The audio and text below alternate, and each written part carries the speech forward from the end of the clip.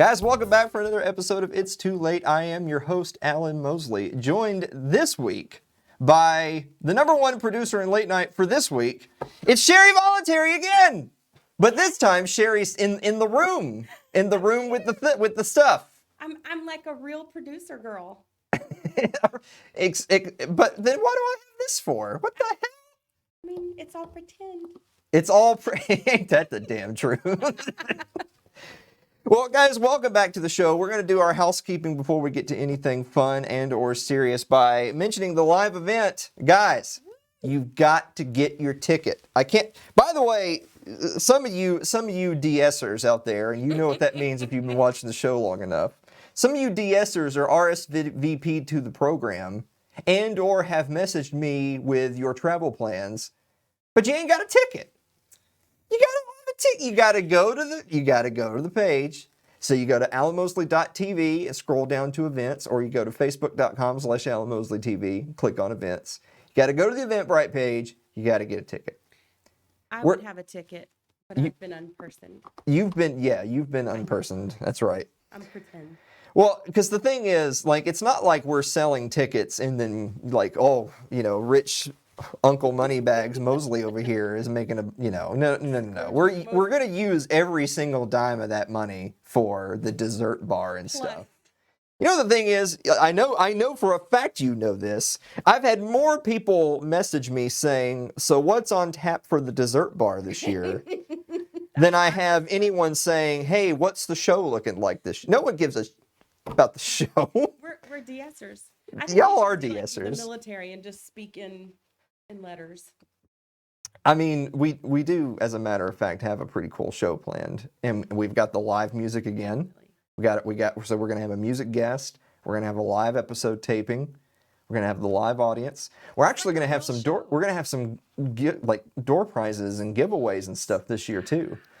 We're gonna play a game, not like Saw, not like that kind of game, but we're gonna play a game. So we're gonna do a lot of fun stuff, and yes, there will be refreshments. Yeah, I mean, we're a good time.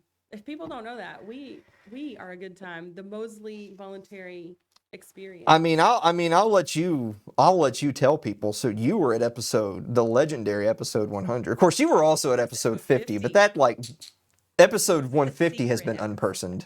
Yeah. But episode 100, you were here. It was a grand time. It was so fun. I had a blast. There was a lot of great people here. So we hope all of them come back and bring a friend, yeah. but maybe split the dessert. Maybe.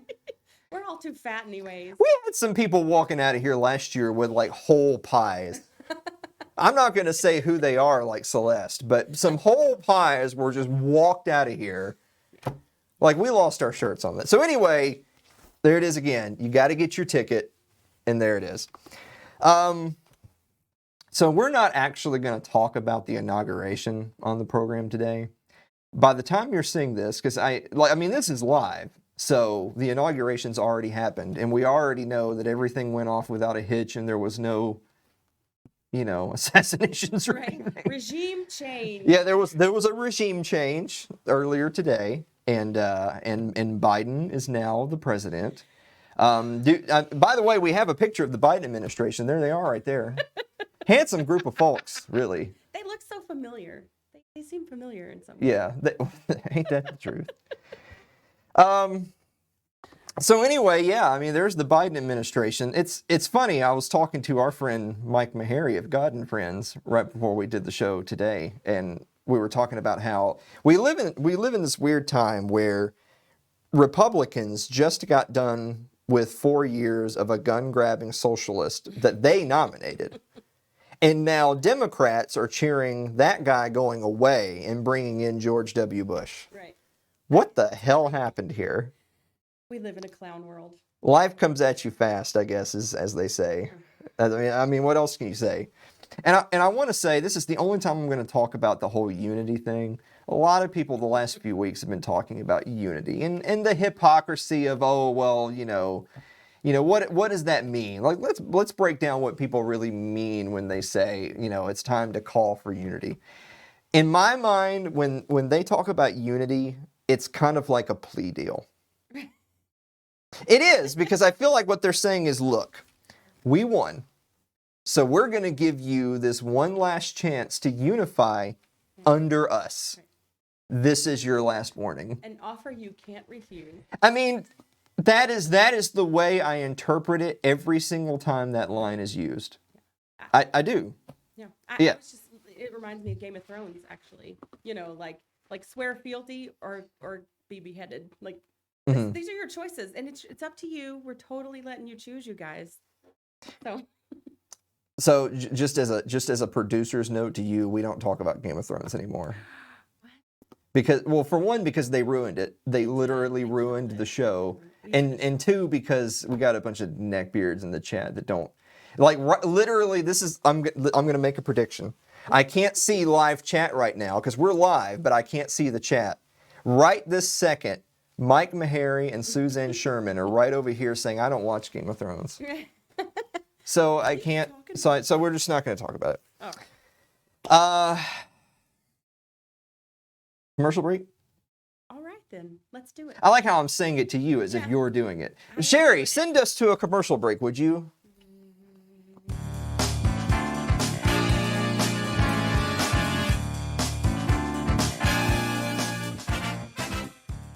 If you're enjoying tonight's show, consider supporting the program by becoming a member of our Patreon. That's over at patreon.com/Alan Mosley.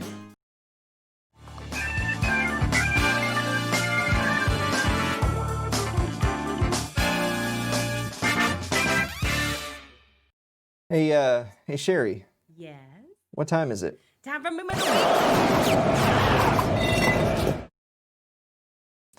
Lifelong Democrat hands House, Senate, and presidency to the Democrats while destroying Republican Party. Now that's some 4D chess. I love, too, that it's like the best picture of Donald Trump I've ever seen. Like, He's definitely one of those people. It might be one of those things where you project your feelings on him, you know, but he definitely like you. If you saw that guy just walking down the street, you'd think, what an arrogant POS. Just standing there. He's just being himself. Yeah, it just has that air about him. So, Douchebaggery. Remember kids at home, like remember when you were in elementary school and your teacher said you should be yourself? They were lying. Don't be. You're terrible. Don't do that. Maybe that's what libertarians have done. Libertarians have been themselves too much. Right. To pretend they're sociopaths, but they're not functional. They're not doing it like I'm a functioning. So you pretend to be something you're not, and that's how we do things. You're smarter than the average. I mean, everyone with any type of power or influence in Washington is just an actor pretending to be something they're not. So why would you think you would somehow have success in D.C. not doing exactly that? Right. Yeah. Schmoozing and kissing and. Yeah. Well. Anyway, let's answer some viewer mail.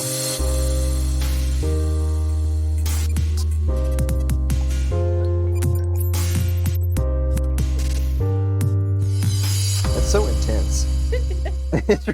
It really is. I know. Smoothies and that intense. Lal Durio asks, Dear Alan and Sherry, how many troops are going to be defending democracy at the live show? So this is why we have to sell tickets this year. We gotta pay for ample security. We gotta pay for a military-industrial complex. So based on the ticket sales, not a whole lot. Not a whole lot. Clay Davis at the door with some brass knuckles. Actually, you know what? I don't think Clay's coming. He's not. Yeah. So Sherry, this is your job for like the next few weeks. You badger Clay. I can do that. Well. Okay. Yes, I can do that. Okay. Well, when you're no longer banned from social media. When I'm person. All right. Blake Osborne writes, never heard of that guy before. Who? Blake Osborne writes, Dear Alan and Sherry, if you could have sold T-shirts at the Capitol riots, what would they say? Did you see that? Did you see where somebody had a like there was a tent and a T-shirt vendor or like a food vendor out in front of the Capitol during the riots?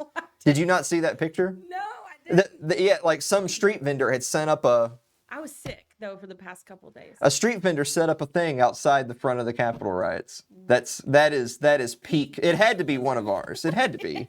It had to be one of our people. So if you were selling T-shirts at the Capitol riots, what would they say?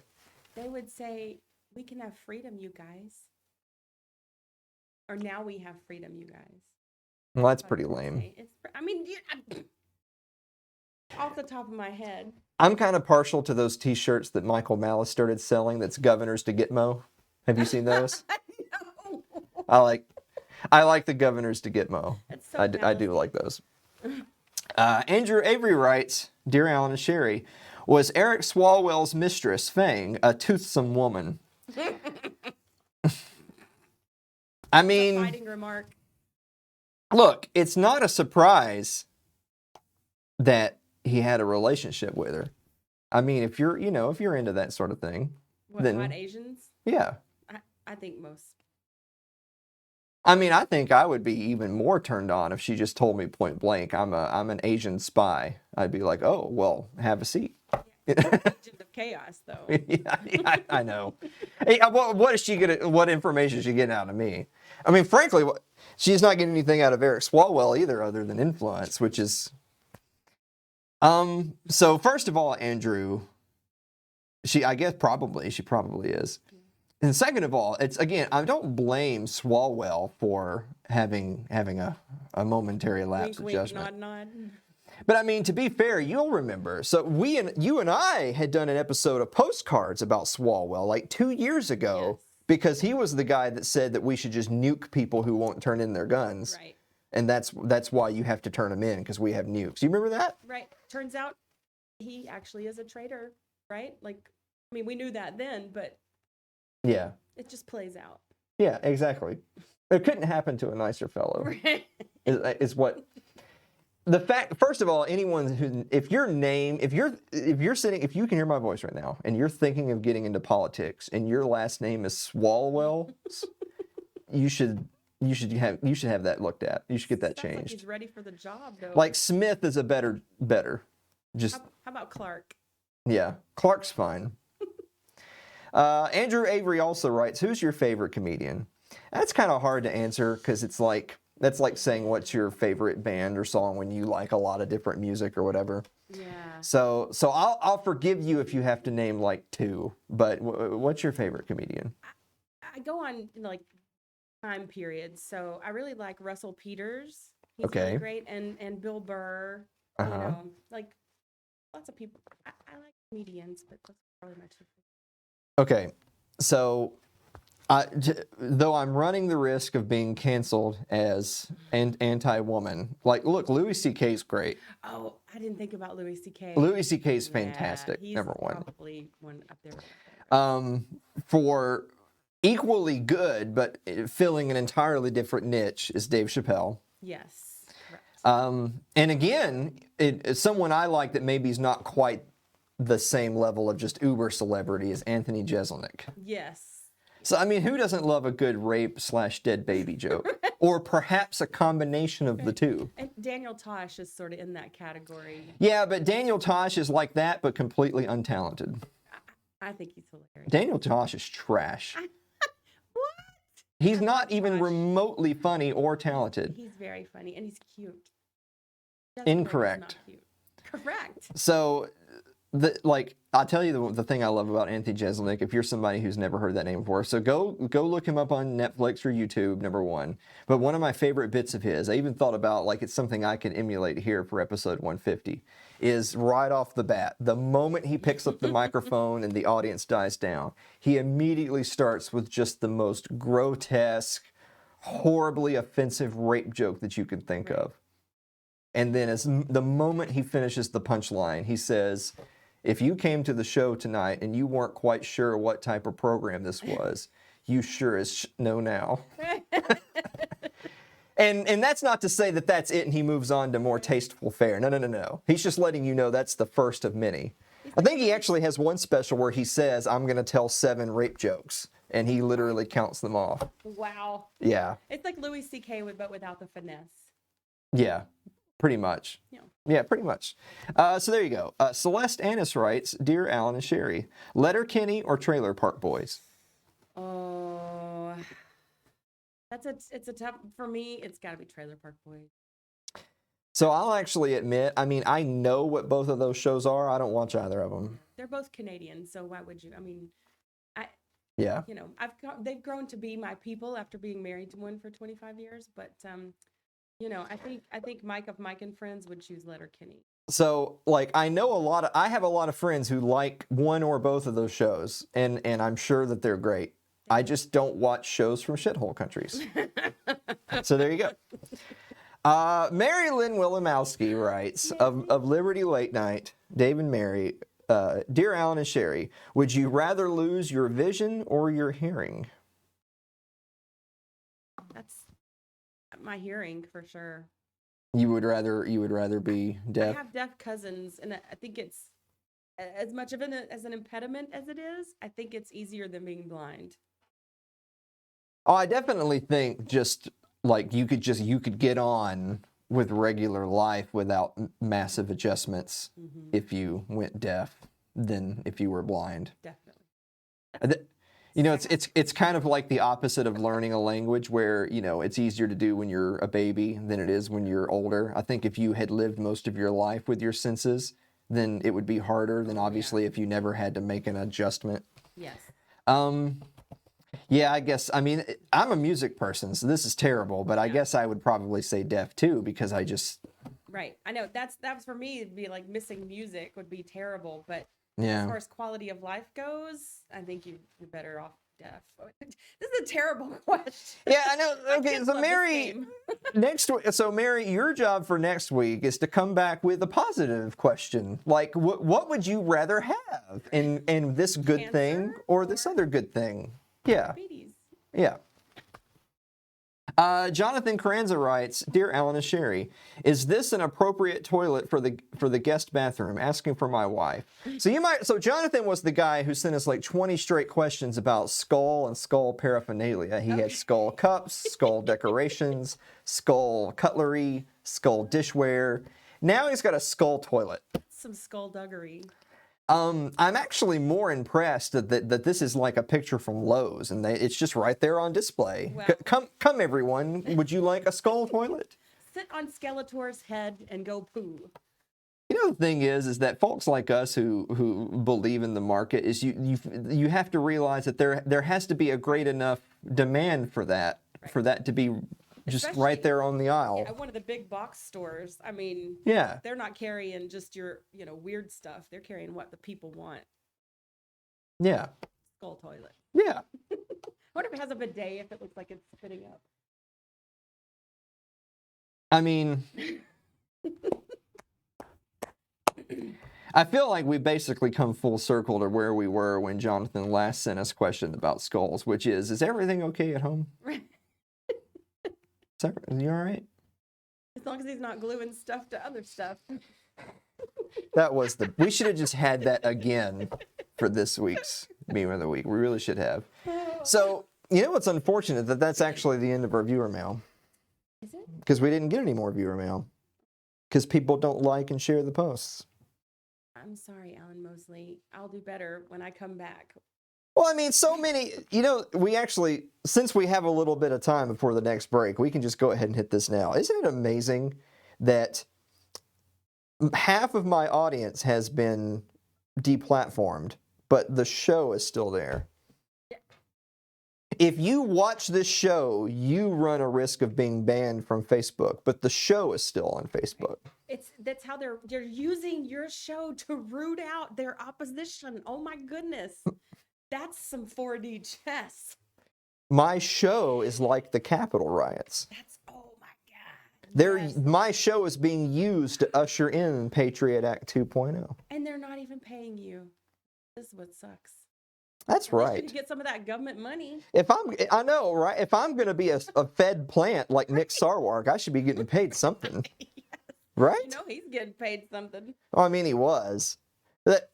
They've clearly realized now that they don't really need they don't need anyone on staff to destroy the Libertarian Party. So libertarians for that.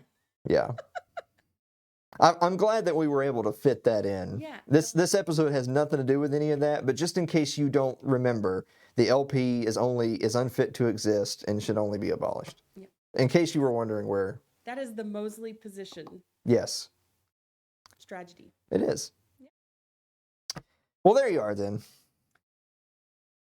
I feel so bad for folks at home because I feel like they were kind of gypped out of like half of a viewer mail, because this means now the fun part of the show is over and everyone's. Yeah, I can tell you a nice little anecdote from my unpersoning.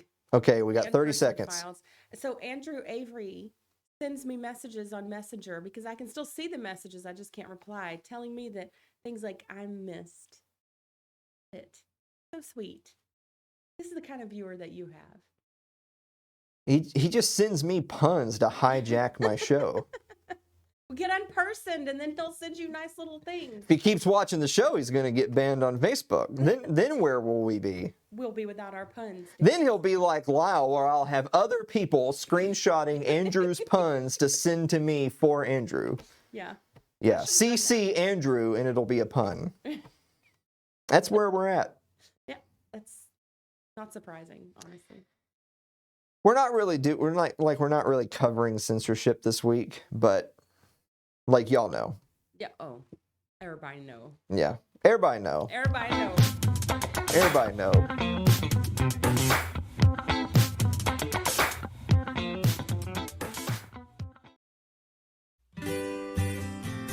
Your ad could be playing right now, reaching thousands of potential customers. Sadly, it's not, but it could be.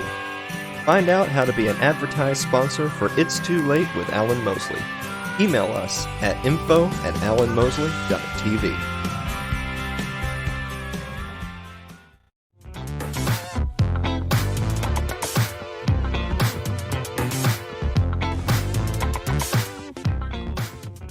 Welcome back to the show, everybody. It's time for our first news segment of the day. We're going to talk a little bit about the GOP. The grand old party. Where does the GOP stand post-Trump, post-Biden inauguration? We're actually going to highlight a little article right here from the Washington Examiner. Rand Paul, quote, 1/3 of Republicans will leave party if GOP senators go along with convicting Trump. Senator Rand Paul warned of a mass exodus from the Republican Party if GOP senators come together with Democrats to convict President Trump in a second impeachment trial, even after he leaves office next weekend.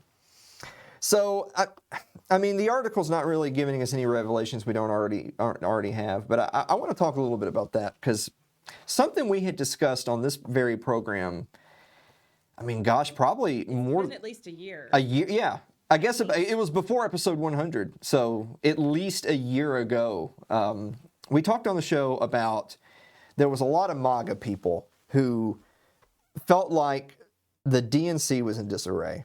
You kind of have this split in Democratic voting blocks between the establishment liberals, the establishment DNC, and the social Democrats, the more farther left types who maybe you're pseudo represented by the Bernies and AOCs of the world, but in general are not particularly represented by the Nancy Pelosi, Chuck Schumers of the world. And I could see on the surface, well, hey, look, there's some division in the ranks. You know how federal national politics is. If they can't come together in a tight-knit coalition, they're not going to win national races. I get that.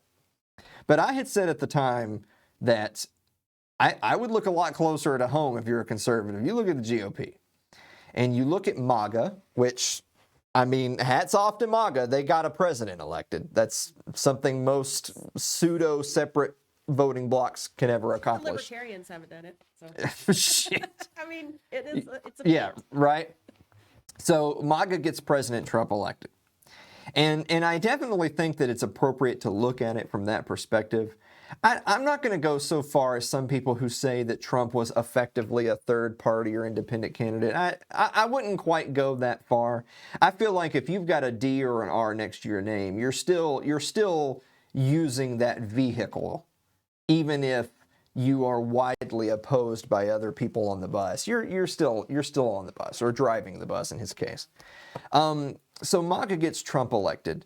Maybe about a year ago, they're feeling pretty confident about re-election. Sure, it's been nonstop 4 years of hashtag resist, riots, impeachments, all that stuff. But the Democratic House is not in order. Well, I had said then that I think if anything, I think it's overblown to just think like, look, the duopoly's not going anywhere. This idea that one of the two major parties would just implode so easily without a serious movement is I mean, I think that's wishful thinking, right? Like you're projecting, you're hoping that will happen. I'd say, but when Trump leaves office, whether it's in 4 years or whether it's in 8 years, there's going to be a smoking frickin' crater left behind in the GOP. Because on the GOP side of things, you had the never Trumpers. You had the Liz Cheney, Mitt Romney, Bill Kristol types, which, of course, those are the most onerous POS types that there are. Yeah. I mean, this is just uber neocon central. The worst of human existence are these people. But they're never Trumpers. Mm-hmm. And when Trump is gone, those people are going to come swooping back in with a vengeance to retake control of the bus. And it's yet to be seen that MAGA, as sort of a separate political movement, would really have any staying power. Is there really any endurance to there? And even now with the election decided, Biden in office, Trump's out the door, even now there's a lot of people that are kind of hanging their hats on this kind of whole concept of, well, it was never about Trump. It was about the movement. It was about the environment that caused the rise of Trump and by the onerous moves of the political left. And I'm not saying I don't get that. I'm not saying that I don't agree with a lot of that in principle. Mm-hmm. But I don't I kind of consider MAGA to be a lot closer to Tea Party than I do. Like, MAGA is not, like, the GOP is not going to become MAGA. It's not, like, Trumpism is not going to be the dominant force of the GOP, even in 6 months to a year from now, much less in the midterms, much less in 2024, in 2028 and beyond. There's a lot of people, even right after the election when Trump lost, if you were someone who accepted that he lost right off the bat, there was a lot of people that were sort of forward thinking it's okay. We know we have this healthy base, this MAGA movement. And boy, you know, Trump's going to spend the next 4 years tweeting from the safety of Mar-a-Lago, just ripping the Democrats to shreds on social media. Not anymore, he's not.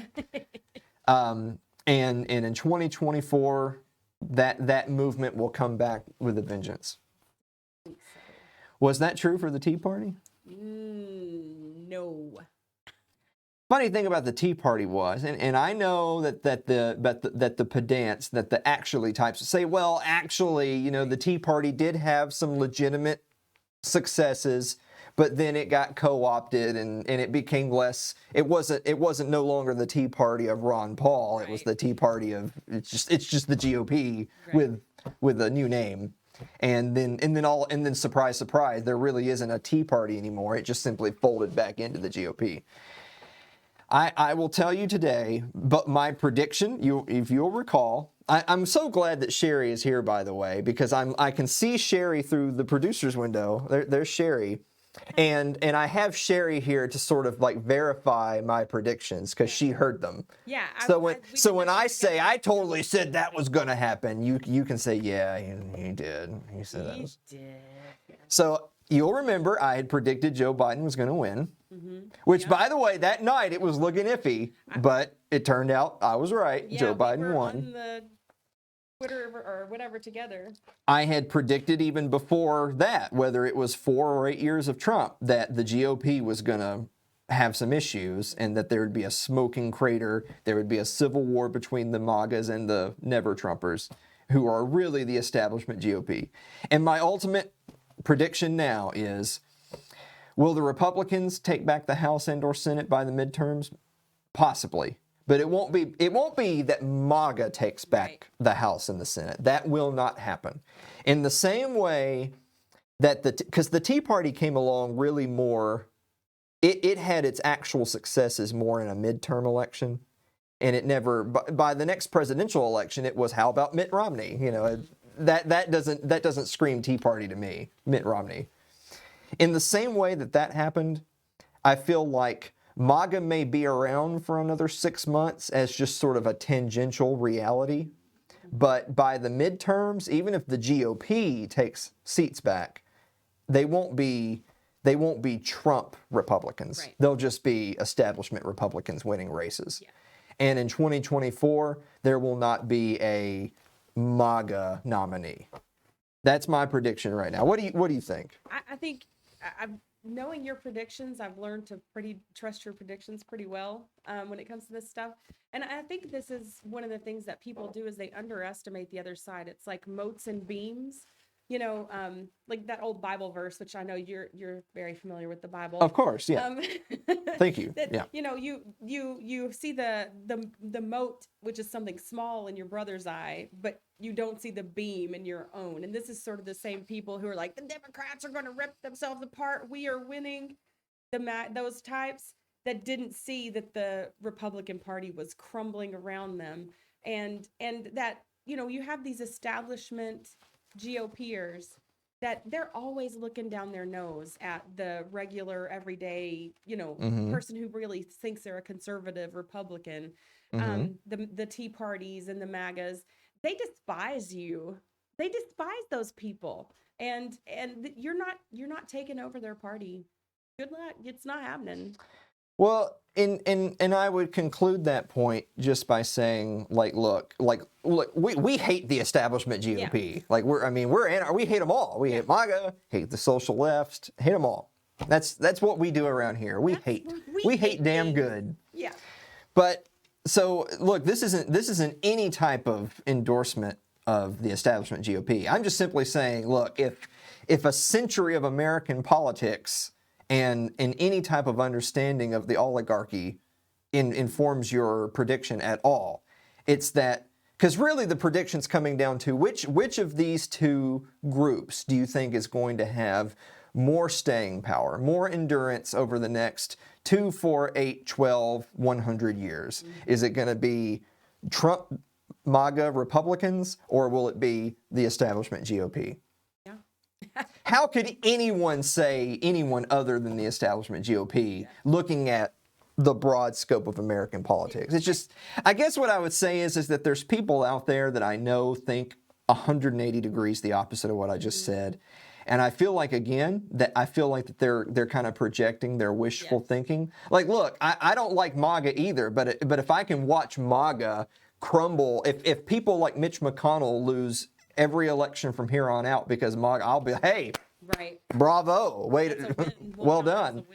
But what about American politics in your lifetime has led you to believe that that's what's going to happen next? Yeah, I think it's fanciful. It's like you were saying, it's them projecting, it's kind of wishful thinking and not really considering, they have to leave big portions of what reality is out in order to think that. Because I think the GOP is going to have a real rough time. Yeah. I mean, I think that they're going to, the whole party, just as a whole outlook, I think they're in for some rough times. Yeah. But I think if you and I were sitting here 20 years from now, it's going to be the GOP and the DNC, and they will not have radically changed identities. With the exception of course, they'll be further left. Right. They will absolutely be more dictatorial, more authoritarian, further left politically, both of them. But the establishment is going to be okay. So, the Pelosi's and Schumers and McConnells of the world are just physically old enough now that 20 years from now, they're not going to be where they are. It'll be their heirs. But their heirs will politically be exactly where they are, and that's why they are the heir for those positions, and those people will absolutely be in party leader positions 20 years from now, 50 years from now. The AOCs of the world. I'd actually, our friend Mike of God and Friends had actually said this morning, when you're looking at the inauguration out there, when you look at it kind of being largely devoid of people, and you see the frickin' tanks rolling down the streets and the barbed wire fences, right. and you and we were talking about this, that like I know that the pretenses for these things were different. Like I know that the lockdowns were because of COVID. It wasn't because of the inauguration. It was from before that.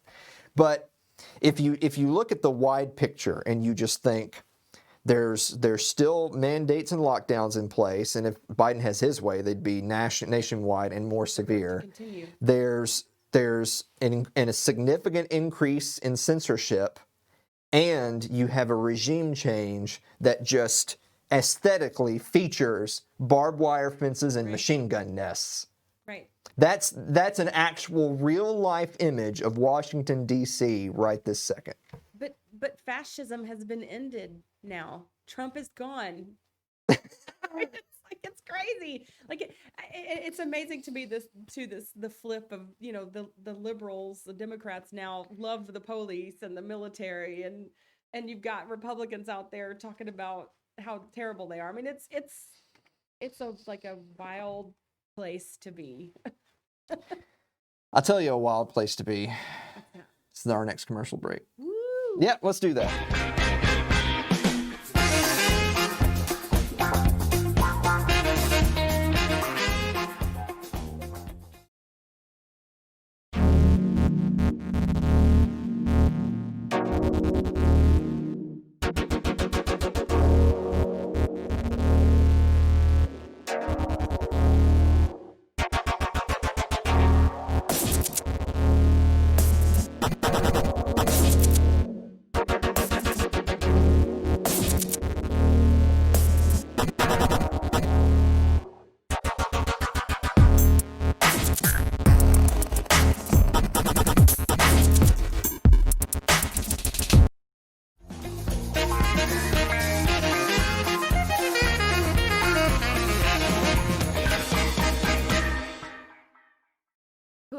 There we go. We could not continue. There you go. All right. A better way. So we're going to move on to our next thing today. By gosh, who doesn't love a good dictatorial executive presidency? It's time to rule by executive order, everyone. Biden plans immediate flurry of executive orders to reverse Trump policies. By the way, that just happens to be where that little in-player video was when I took the screenshot. That's a handsome woman, that Joe Biden. Yeah, I was going to say it's an appropriate picture because it is an appropriate picture. I'm glad everyone's getting a view of who will lead you into the future. So anyway, go away, you monster. President-elect Joe Biden is planning to quickly sign a series of executive orders after being sworn into office on January 20th, immediately forecasting that the country's politics have shifted and that his presidency will be guided by radically different priorities. The funny thing is, the whole point of this segment is to have a quick overview of some of the executive orders he's planning to sign and then talk a little bit about ruling with the executive pen. But just that very first sentence, forecasting that the country's politics have shifted. I think when you have just a single election and it's changing one person for one other person, and you have like 150 million people vote, and I mean, I know Biden won by a fair amount, but just rounding, roughly 75 million of them voted one way and roughly 75 million voted the other way. Right. That doesn't really seem like that means, therefore, the country's politics has changed. Right. It really just sounds like you won rock, paper, scissors, and now all of the other of you have to do. Yeah. You're gonna pay. It's just an interesting way of starting that article. Mm-hmm. They start off with rejoining the Paris Climate Accords, which we could do a whole episode on just the environmental aspect of things. Mm-hmm. No. Right. There's going to be a coronavirus task force. So here's the thing. I know a lot of people are worried about a national mask mandate because he's been pushing that. And of course, anyone who actually has been following the science knows that that's BS. Right. First of all, it's as Ben Shapiro would say, it's legally dicey. But it's just incorrect. It doesn't work. Mm-hmm. But that being neither here nor there, even the man himself, Joe Biden, has acknowledged publicly, yeah, I don't know if we can get away with that one. Right. The fact that he himself is saying, I don't know if I can get away with it, mm-hmm. kind of tells you, well, it's probably not something you're supposed to do. Right. I mean. Yeah. So we'll kind of hold our breath on that one, but I want to scroll down here to some of the other big sweeping changes, as they say. He's going to institute new ethics guidelines at the White House. What does that mean in politics? Ethics in harsh quotes, for sure. He's signing an executive order the first day in office saying that no member of his administration could influence any Justice Department investigations. Okay. You almost got through that one without just laughing in his face. I know, right? They can say it. Yeah, I know. They can say it, but it's just ridiculous on its face. Yeah. I want to talk about a couple of the other executive orders, because some of the executive orders, starting right off the bat with the Paris Accord thing, several of them are not so much new policy as rolling back Trump policy. Yes. And that's really more the crux of the conversation, because if you know anything about this show and how I like to do things, it's that I'm reeling you in with left man bad, but now I'm going to hit you with cuck-servatives or a joke. So this is how it works. There's a lot of people on the right that are embittered, not just because Biden is planning a flurry of executive orders, but specifically because so many of them are directed specifically to undo Trump's orders. Right. A lot of people are saying, well, that's not fair, as if there's anything fair in love and war. It's not fair that they're basically erasing the Trump presidency, and not only that they're doing it, but they're also doing it with the stroke of the executive pen. Right. But here's the thing. I'd asked you this before the show. Can you name one major legislative victory during the Trump era? No. I mean, the one I named wasn't a legislative victory, so. He signed some executive orders. Right. I mean, he banned bump stocks. Right. I mean, he did that. Yeah. He is a gun grabber. So if you consider that a victory, then there you are then. But it's not a legislative victory. No. Did that with the executive's pen. Most everything he did that actually bears his symbol was done via executive order. As far as legislatively is concerned, I mean, you've got some bailouts. You've got massive omnibus spending bills, but those are things that the left wanted. Right. Democrats were all about. If anything, they wanted the numbers to be bigger, more handouts to more special interest.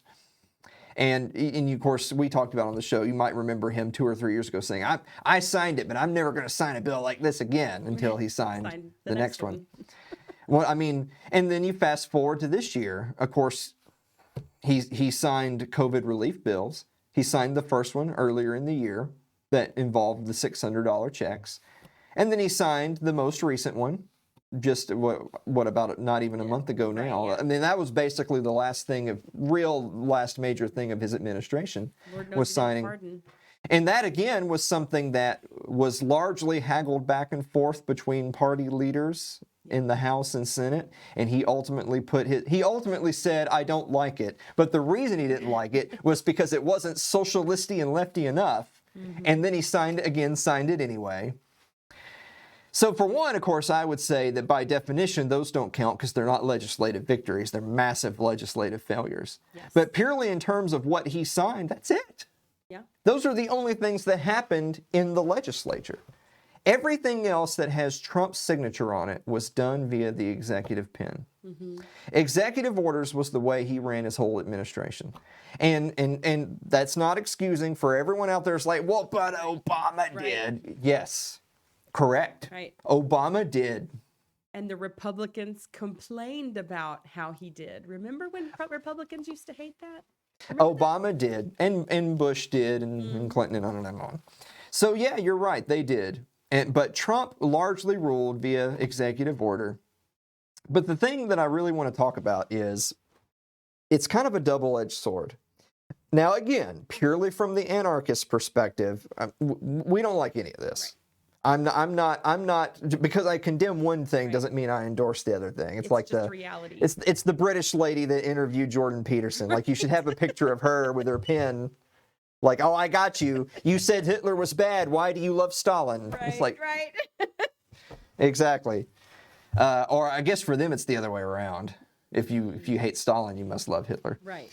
Or you be Hitler. You are him.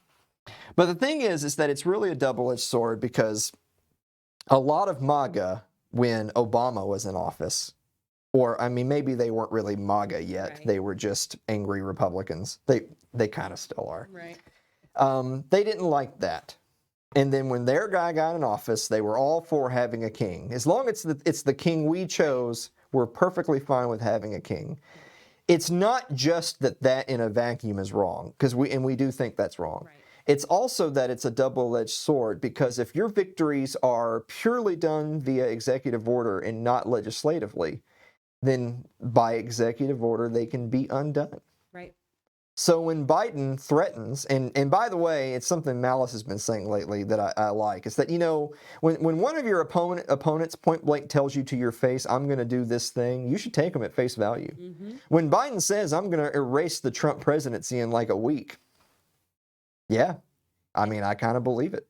They set it up to be done. But the thing is, but he can, right? Right. That's the thing, is that he can do it. Even if it had been Ron Paul, if Ron Paul had gotten elected back in 2012, if our Ron Paul, if we managed to get our guy in office the way MAGA got theirs, Right. and he said, I've kind of had a change of heart. I'm sitting here in the White House, and people have worked so hard to get me here, and now that I'm here, I'm so overcome with just frustration and anger that I feel like I can't follow through on a lot of the promises I made unless I use the power of the pen, and so I will. Mm-hmm. First of all, I'd be shocked if Ron Paul did that. Yeah, me too. I understand why you do it, because how else do you get anything done? Congress is deadlocked. They're not going to support your agenda. If you get a president elected, but you don't go get 200 representatives elected, then you didn't really do anything. Yeah. I get it. The problem is that had it been Ron Paul, and had he got elected, and had he been liberal in his use of the executive pen, and if he had been just chopping, at least at the executive branch, root and stem, we've talked about this before from a cultural standpoint. This is also from the executive standpoint.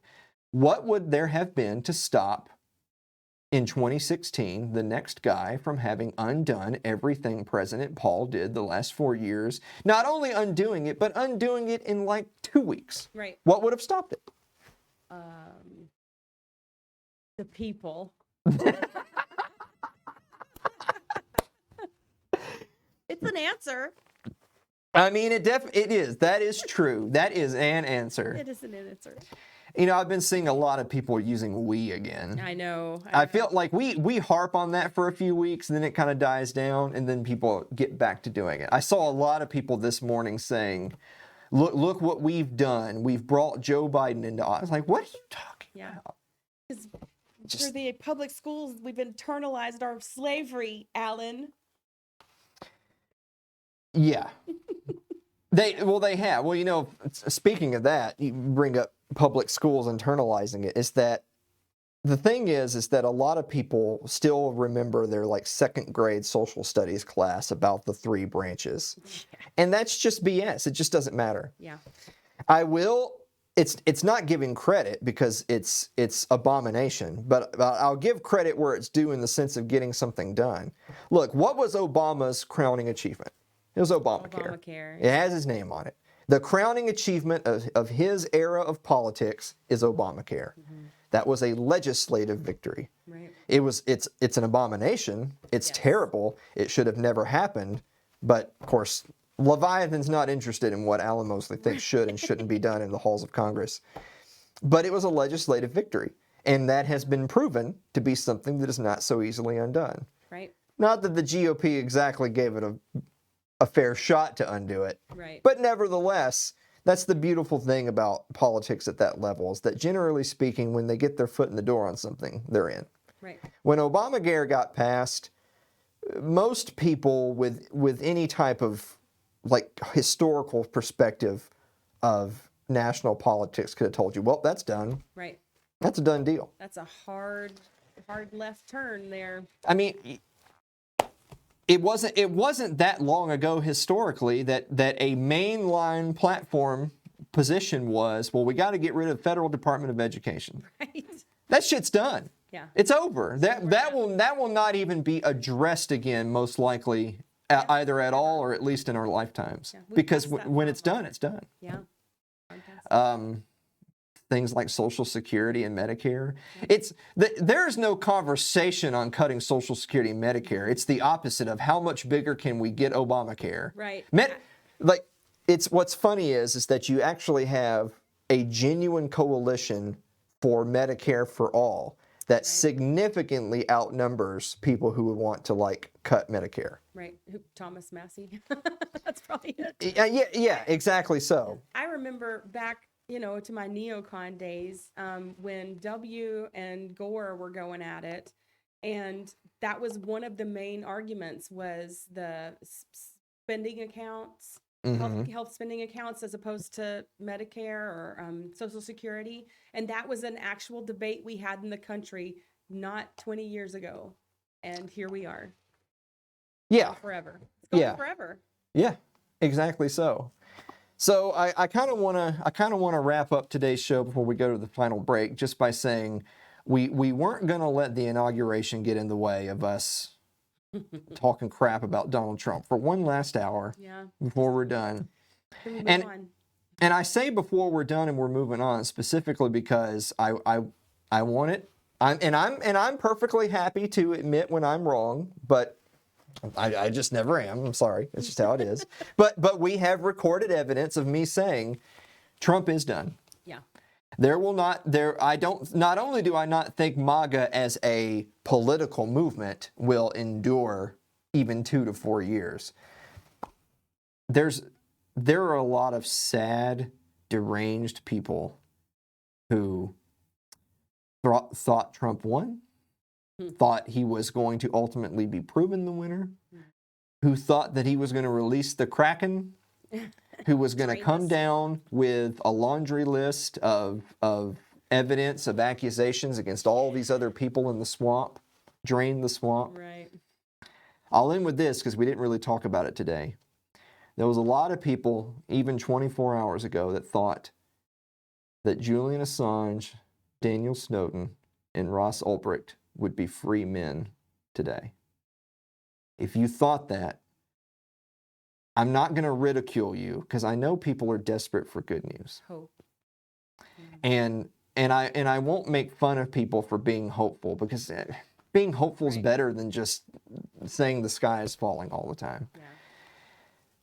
But I was very confident that that was not going to happen. Yeah. I wish I were wrong on this one, but that was never, never, never, never, never going to happen. Yeah. And it didn't. I do feel pretty confident in saying that while I didn't think it was going to happen, I'll admit to you, I was up late last night waiting for that list of pardons to drop. More because I thought this is their last best chance. I thought their chance was basically near 0%, but that chance was still greater than whatever percent chance they'd have under Biden, Harris, Romney, Cheney, McCain. They have a much higher percentage of just getting a bullet in their head under those people. Yes. So I wish it had happened. It didn't. I'm not surprised. This is the last thing I'll say about Trump. This is the end of all things Trump on this program.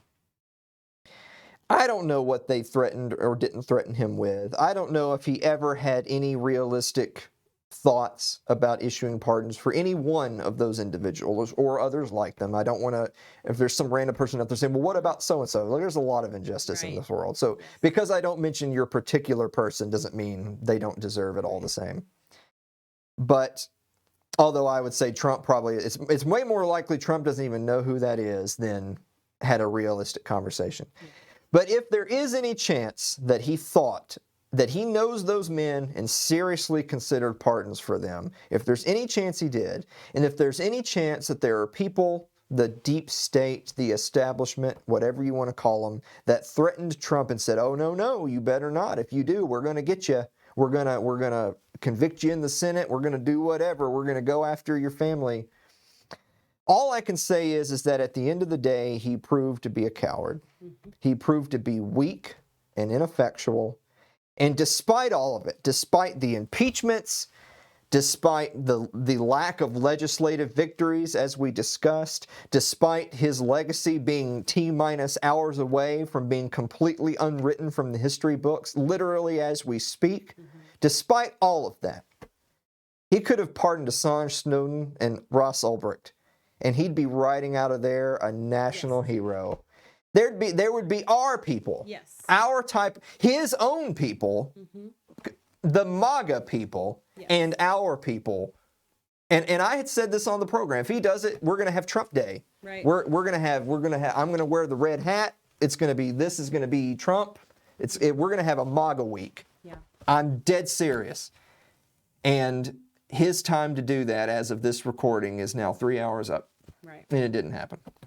I think it's just more evidence for those folks who have continued to put their faith in political leaders that they don't care about you.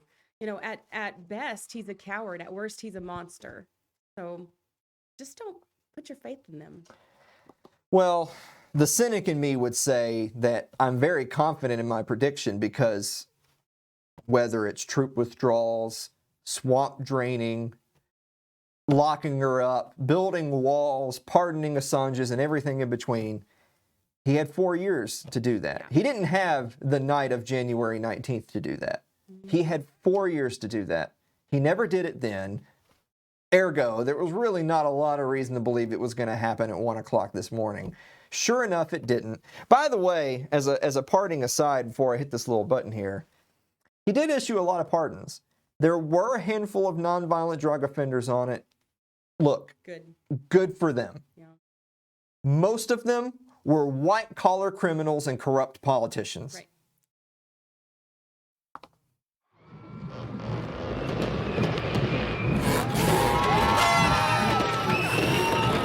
I'm just going to let it ride, man. There you are. Let it ride.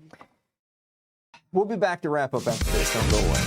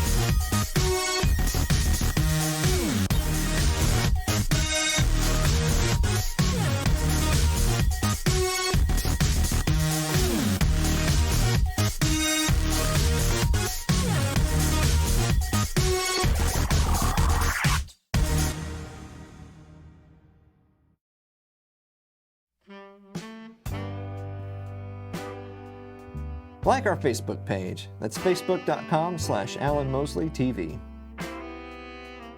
You can follow me on Twitter. It's twitter.com/Alan Mosley TV.